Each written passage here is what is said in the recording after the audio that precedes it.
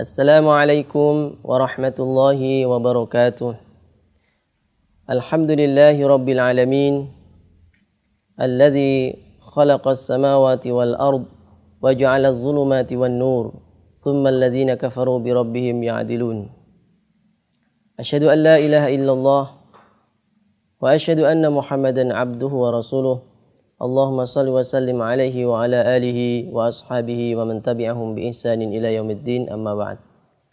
Para pemirsa, semoga Allah selalu memberikan kemudahan, memberikan taufik hidayah kepada kita semuanya.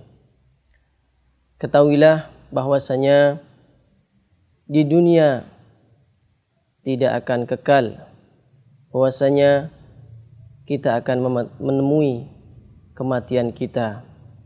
Kita akan berakhir umur kita. Kemanapun kita pergi, maka kematian akan datang.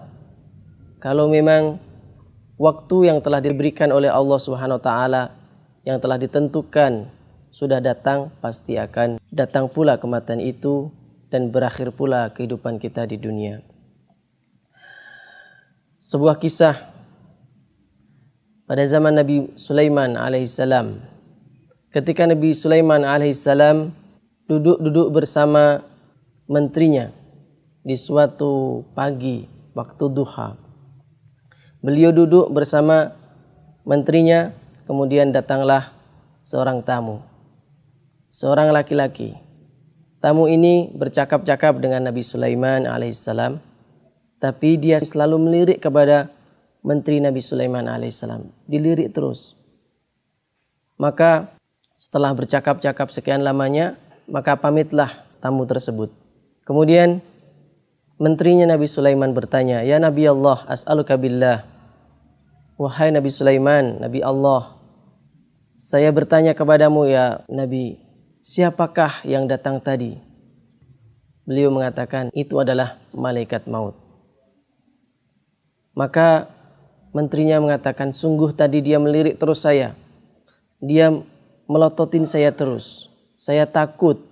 Oleh karena itu saya mohon kepadamu wahai Nabi Sulaiman, tolong saya dibawa ke tempat yang jauh sekali, yaitu di daerah India sana yang jauh sekali. Maka Nabi Sulaiman pun mengiyakan dan segera memerintahkan angin supaya membawa menterinya itu menuju ke tempat yang dia inginkan, yaitu di India yang jauh dari negeri Syam. Maka sampailah wazir atau menteri Nabi Sulaiman itu di negeri India. Kemudian besoknya datang lagi tamu yang telah datang tadi, yaitu malaikat maut. Maka datang kepada Nabi Sulaiman. Nabi Sulaiman pun bertanya, "Wahai malaikat maut, kenapa engkau kemarin itu selalu melirik dan melototin menteri saya?" Maka beliau mengatakan, "Saya juga heran wahai Nabi Sulaiman. Saya sebenarnya ba'da zuhur disuruh mencabut nyawa orang tersebut. Tapi kenapa di waktu duha ini dia masih berada di sisi panjenengan? Kemudian saya zuhur ke sana, ternyata dia sudah menanti di India." Subhanallah.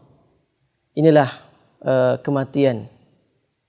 Kapanpun dan dimanapun juga, kita lari kemanapun juga, yang ditakdirkan Allah pasti akan terjadi.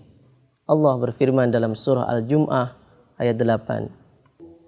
"Qul innal mauta alladhi tafirruna minhu fa innahu mulaqikum thumma turadduna ila 'alimil ghaibi wasyahadati fayunabbi'ukum bima kuntum ta'malun."